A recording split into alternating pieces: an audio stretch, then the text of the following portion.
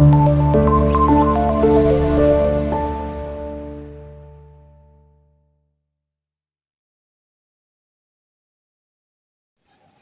Wilaheng Astu Nama Sidom Sekaring Bawon Langgeng, matur sembah nuwun buat teman-teman semuanya. Akhir-akhir ini marak kembali orang mencari tentang metode meditasi ataupun semedi. Ya mungkin karena keadaan akhir-akhir ini banyak kemelut, banyak permasalahan dari segi ekonomi ataupun permasalahan pribadi. Karena keadaan alam yang sekarang gonjang-ganjing, nah mungkin daripada itu banyak yang mencari ketenangan dan kembali ingin mencermati ataupun meresapi dirinya sendiri. Dalam meditasi ada tahapan yaitu terbukanya cakra dan kundalini. Setelah terbuka itu akan aktif.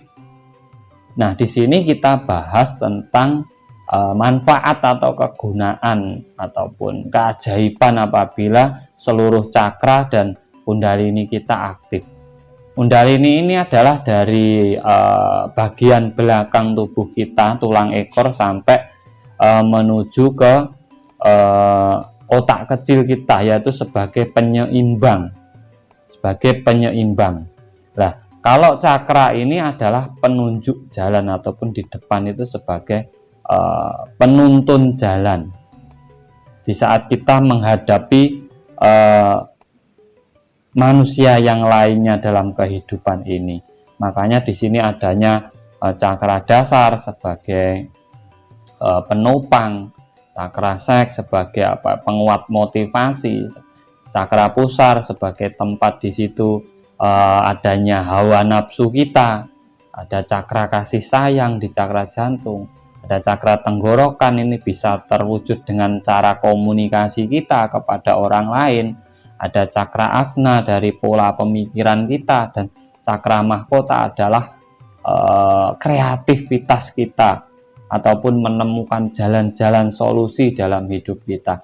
Nah, ini harus ada penyeimbangnya, yaitu penyeimbangnya adalah dari tulang belakang ke bawah sampai tulang ekor, yaitu adanya kundalini. Jadi energi dari kundalini ini bisa menopang cakra yang ada dalam diri kita. Di saat keduanya aktif dan saling bersinergi dalam tubuh kita, maka kita akan menemukan keseimbangan dalam hidup kita.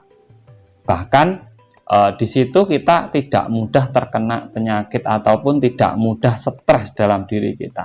Kita bisa menemukan inovasi dalam hidup kita, dalam usaha kita, dan kita bisa memecahkan segala masalah yang terjadi dalam diri kita.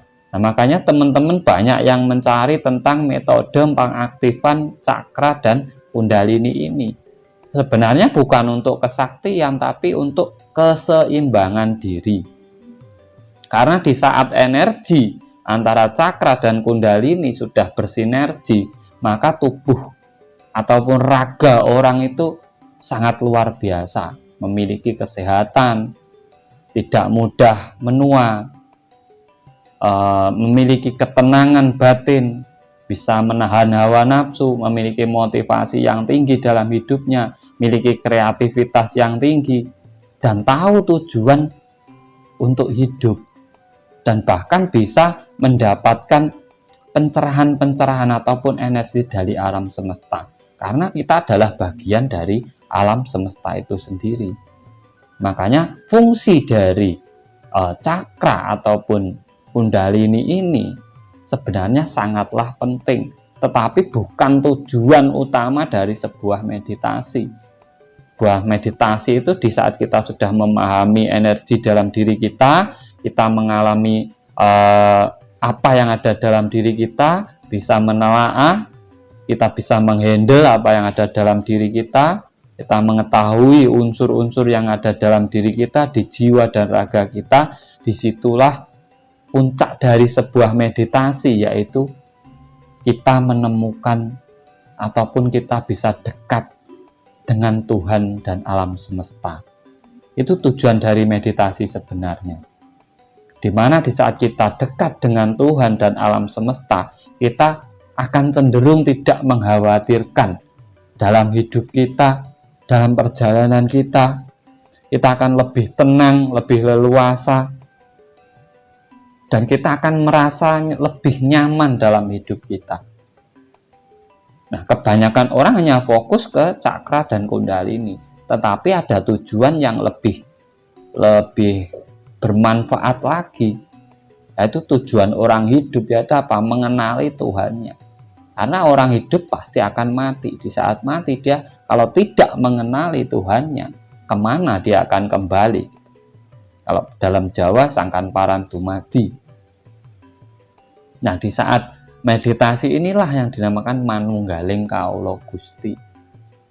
Kita menyatu dengan diri kita sendiri, dengan kebaikan yang ada dalam diri kita sendiri, dengan energi yang ada di alam semesta, sehingga kita bisa melakukan perjalanan hidup ini dengan seimbang, dengan stabil. Tidak ego kita tidak tinggi, sehingga kita bisa menerima segala perbedaan yang ada dalam masyarakat, entah itu dari keyakinan, entah itu dari suku, entah itu dari bahasa, warna kulit, ataupun negara. Itu sebenarnya semua itu sama, makhluk ciptaan Tuhan. Dimana di saat menyadari ini, orang-orang akan saling menghargai antara satu dengan yang lainnya, saling mendukung, saling bersinergi, dan saling merangkul. Di saat ini terjadi pada seluruh makhluk di alam semesta, inilah manunggaling kawula Gusti, bersatunya seluruh makhluk di alam semesta. Dan apabila ini terjadi, maka kemakmuran, keadilan, kerukunan umat manusia ataupun makhluk ciptaan Tuhan itu pasti akan terwujud.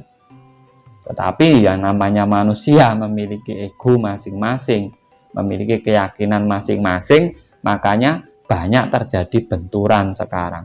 Nah, di saat manusia terjadi benturan, alam pun juga akan ikut bergejolak sebenarnya. Kalau ingin mengurangi musibah di alam semesta ini, sebenarnya kita hanya cukup meredam diri kita sendiri. Di saat orang-orang mampu meredam hawa nafsunya ataupun egonya sendiri-sendiri dan tenang dalam hidupnya, saling menerima, sama. Di saat orang-orang rukun, alam pun tenang, tidak bergejolak. Karena apa? Unsur alam itu ada pada diri kita semua. Makanya apabila ingin mengurangi musibah, tenangkan diri kita. Walaupun jalan meditasi atau semedi atau cara lainnya, monggo, yang penting kita menenangkan diri kita untuk mengurangi gejolak yang akan terjadi di alam semesta ini. Semoga ini bermanfaat buat teman-teman semuanya. Apabila ada kurang lebihnya, saya mohon maaf yang sebesar-besarnya. Salam Rahayu, Rahayu, Rahayu Sagung Dumadi. Matur sembah nuwun.